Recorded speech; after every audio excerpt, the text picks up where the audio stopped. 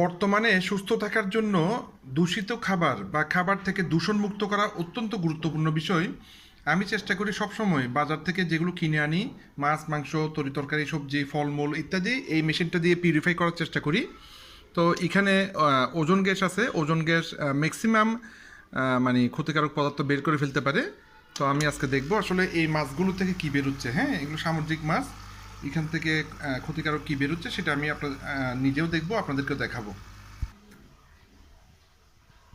Timer শেষ হওয়ার পর দেখি আমরা আসলে কি বেরিয়েছে। দেখেন এখানে যে ক্ষতিকারক পদার্থগুলো সেগুলো এখানে দেখা যাচ্ছে। এই দেখেন, হ্যাঁ, এই ধরনের ক্ষতিকারক পদার্থগুলো বেরিয়েছে এই মাছগুলো থেকে। তো এইভাবে যদি পিউরিফাই করে খাওয়া যায়, বিশুদ্ধ করে খাওয়া যায়, তাহলে আমরা অনেকদিন সুস্থ থাকতে পারবো, ভালো থাকতে পারবো। ভিডিওটি উপকারী মনে হলে শেয়ার করবেন। যেহেতু মেশিনটি আমি ব্যবহার করতেছি, বিস্তারিত জানতে আমার সাথে যোগাযোগ করতে পারবেন। ধন্যবাদ।